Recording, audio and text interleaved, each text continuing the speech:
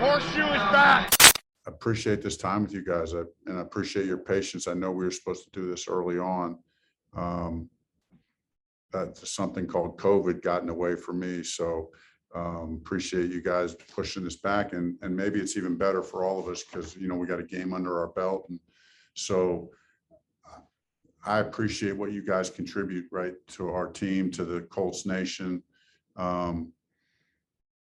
You know, it's fun for me to do this every year with you guys. I really want to help in any way. I mean, this is a big deal to me.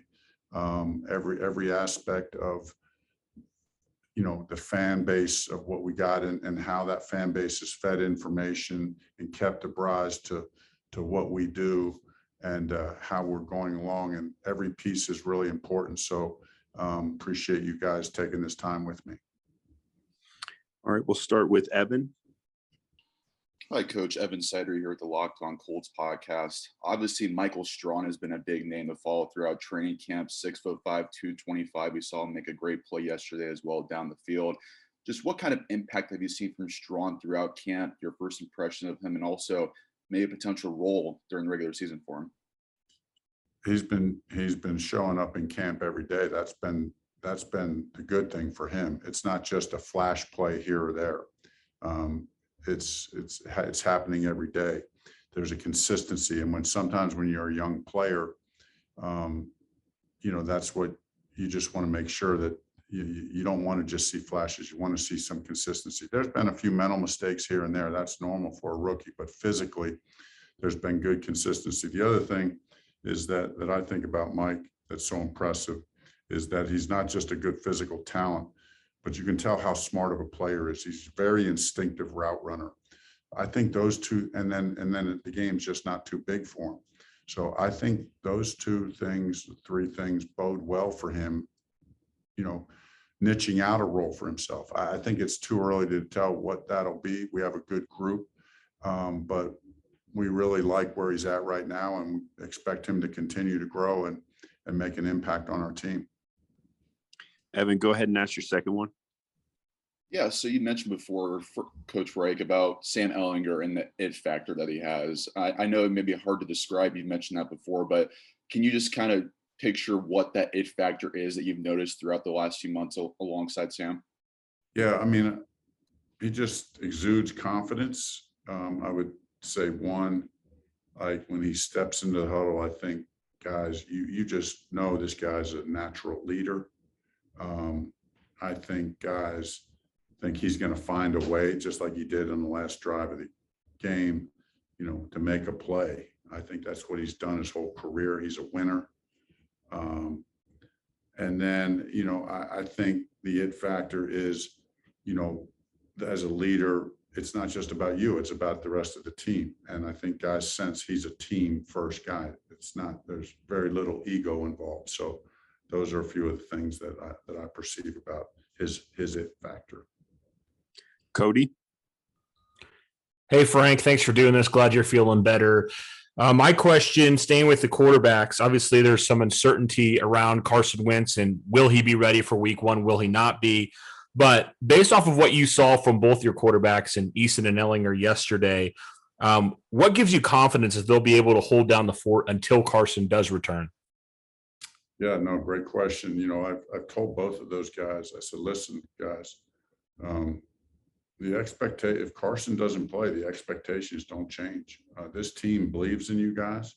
You're doing well at practice. We need to continue to fight to do well and to have good practices so that our confidence as an offensive unit and as a team can continue to grow. But we're really taking that next man up mentality. And I think the team has sensed that about these guys. I think they feel good about it. And I think the fact that they could both go out there and have a good showing yesterday at the game, I think we were all expecting that. But I think the fact that you go out and do it, I think that sends a message to the team like, hey, we can move the ball. I mean, we had 400 yards of offense, 400 some yards of offense yesterday with those two guys playing quarterback.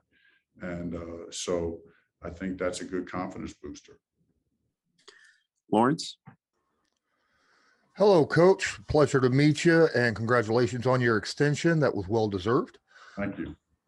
My question is about pass protection, particularly at left tackle, heading, your evaluation now that we've gone through one preseason game and the regular season is just a few weeks away.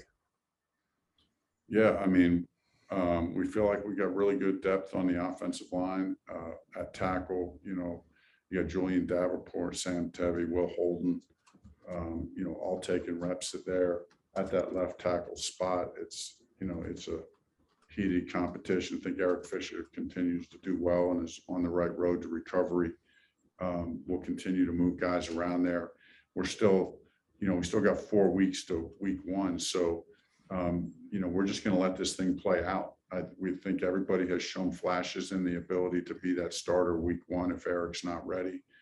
But I think it's playing out and showing up the way we thought it would. Like, hey, we got some guys that can do it. And if they're called upon and have to start week 1, we believe we'll have a left tackle who will play winning football for us. Lawrence, go ahead with your second one too. So my other question was about the defense. I'm curious your evaluation also of the pass rush that we saw from yesterday's game. Yeah, I think there was good flashes of the pass rush. I thought the defense played pretty well. I thought we played good run defense. I thought situationally, we played good on third down. Some of that's getting pressure on the passer. They had the one big play on the scramble. We had good pressure. So you want to get more sacks. Obviously, felt like we showed good pressure a couple times, making the quarterback move or hurrying up. It doesn't always show up in sacks. So that even though that number wasn't a big number, I still think there was good pressure at times. And I think, that'll continue to get better as we go. Matt, And go also, ahead with you. Excuse me. And also, Matt, let me just add one more thing for Lawrence there. The other thing, Lawrence, is, we're being pretty vanilla too in what we're calling. You know what I mean? We'll have more things that we call as we get into the season. Every year I have to bite my tongue a little bit because that's just kind of our philosophy. Not that we won't call any blitzes, we'll call some, but we really don't call that many. And we really don't call kind of our crazy stuff in preseason, where other teams do that a little bit more than us in preseason. That's just a philosophy that we have. We want to hold some of that stuff as an element of surprise for the season. Matt, go ahead.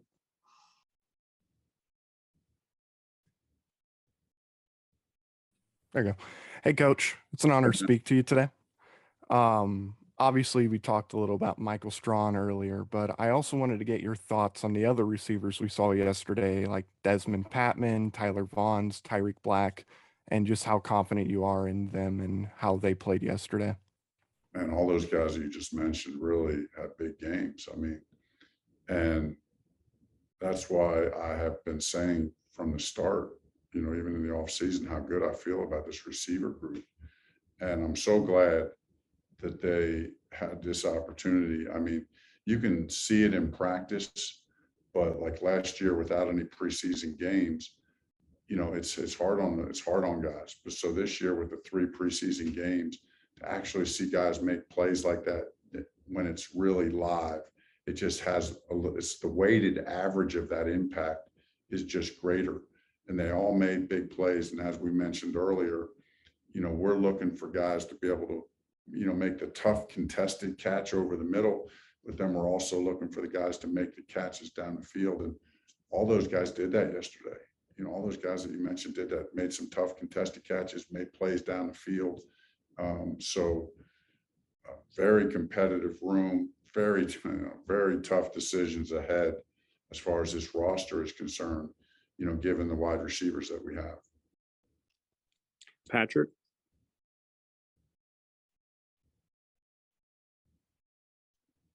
I was hitting the wrong mute button. Sorry about that, Coach. Sorry. I wanted to ask about, get your opinion on the taunting penalty in the second half. And, just kind of get your thoughts on it.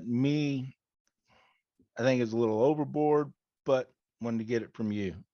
Yeah, no, I appreciate you asking about it. Excuse me here, my light goes off automatically, so that's why I got to get the wave out there every now and then. Oh, I thought you were just waving at me. Shoot. Oh, there you go. Yeah, the taunting penalty. I'm glad you asked. I'm kind of glad it got called. I don't know if it was the right call or not, but I'm kind of glad it got called because it's going to be a point of emphasis. And, knowing Benny a little bit, do I think he's a guy who's going to, no, I don't think that he meant it like that. But, as a team, we don't want to taunt anyway. We talk about that. I mean, we want to celebrate, we want to celebrate. And I want the guys to show some juice and show some enthusiasm when they make a run like Benny made. But we don't need to flaunt anything in anybody's face. I'm glad the NFL has made that a rule emphasis. I do like the ability for our players to celebrate and express themselves a little bit. I do think it makes sense to have some control on that. I don't think there's any room in the game for taunting.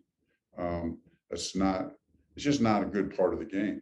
I withhold my judgment on really what I thought about that, but just to say, I don't mind the fact that they called it just to discourage any form of it, because I just don't think there's any place in the game for it.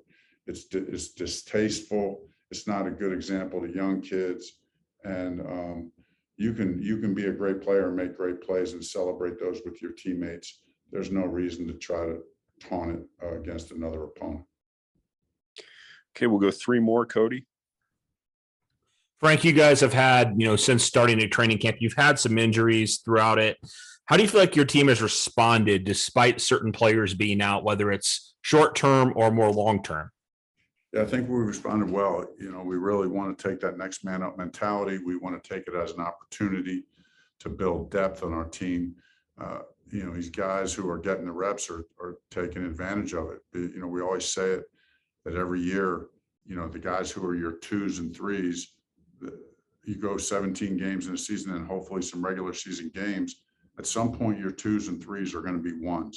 So for us, even a couple of these injuries happen early to us, it's a good opportunity, number one, for the 1s to heal up so they don't miss as many regular season games, hopefully. But number 2, get the 2s and 3s ready. So when we need them, whether that means week 1 or somewhere in the middle of the season, that we just feel like, hey, we have that much more confidence stepping in. And so that's really the way we look at it. We think it's a great opportunity for players to get better and for us to build our depth. Evan? Coach, just want to talk also just off the field today. It was announced that your Not Today Foundation is launching a parent guide aimed at awareness and prevention for sexually abused and exploited and trafficked children. I know it's a huge cause for you off the field as well as your wife, Linda. Can you just explain to our audience just a little bit about the Not Today Foundation and what you're planning to do with that moving forward? Yeah, I appreciate you asking that. It's a huge deal for us. We feel like protecting the beauty and innocence of childhood is extremely important. We think it's a travesty that the very people who are supposed to be protecting children would actually abuse them. Statistics show that when a child is sexually abused, that 90% of the time it's from someone they know. So those are the very people who are supposed to be protecting them. So, we're going to do everything we can to fight, to advocate for these children and to protect them. And so we do that on many fronts. We were excited this weekend to launch a big campaign that will culminate at the Super Bowl, forming an alliance with several other organizations being approved by the NFL and the host Super Bowl committee to really have a season-long campaign in this space. And we're really partnering with a lot of great people around the country, but specifically here, we're concentrating our efforts here in the state, in the city of Indianapolis, in the state of Indiana. We really want that to be the blueprint for how we operate nationally, to do it first here at home in our home state. And thankfully, we're making great progress. My wife, Linda, does an amazing job. We have a great team with our foundation. So excited about that and the opportunity. And I also have to say, I'm really thankful for the Irsay family and how they've supported us, because this platform that you have as an NFL coach, you want to use it to give back. and the Ursays have just been so gracious to help us in so many ways along this road. Go ahead, Matt. All right. I also wanted to get your thoughts on the cornerback position too. Obviously, we saw Rock and Marvell, Isaiah, and TJ out there. I just wanted to get your thoughts on those guys and what you thought about them and how they performed. I love all three of those guys. I really think as a secondary, we've gotten better. I think our players have gotten better. I think we've gotten more depth. I feel like those three guys really has been good competition. I think Rock has had a very good camp. TJ's such a good player. He's so versatile, can play corner, can play safety, can play nickel. He's so savvy. So, and Marvell obviously had took the year off, opted out last year, but a very talented young player. So adding a lot to the mix. So we just think that competition will kind of make each of them better, and then consequently make our whole secondary better. It's a very important piece because we feel like defensively up front, we have really good depth. We feel like we are going to get good pressure on the passer. And so we want to be able to take advantage of that with great secondary play as well. Okay, and last one here, Patrick. Hey, got the right mute button this time, Coach. The follow-up question on the Not Today Foundation, what is it we can do to help you guys? And anything you need, and I ain't gonna speak for everybody, but I probably am. Whatever you guys need, we are happy to help with this.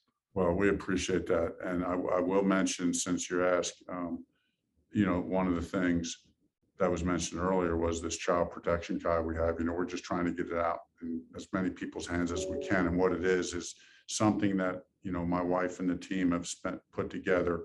It's a booklet. It can be downloaded from our website, from nottoday.org. So it can be downloaded. We have physical copies as well. And really it's given to caretakers, to what to look for, to educate caretakers on what to look for. What are the signs in a child that you look for? What are the things from predators that you could look for? Not to live your life in fear. We're not talking about that, but we just want to educate and better equip caretakers to know the obvious signs and to be on the lookout for those obvious signs. When a child starts acting up, how do you dive into that? How do you talk to a child about these things? Those are some of the things that are in this caretaker guide. And so we want to get that in as many hands as we can. And like I said, it's obviously free of charge. It's on our website and can be downloaded right from there. All right. Well, I can promise you this, it's going to be on all of D-Line's socials and our websites, Coach. Wow. And extremely proud to have you here in the city making that effort. Yeah, I can't tell you what that means to me, more than you know. Thank you very much. Thank you, Coach. All right, guys, we'll make sure to get another availability scheduled here soon with you guys, and I hope you all have a great week. Thank you so much. Thanks for the time. Thank you. Thank you very much.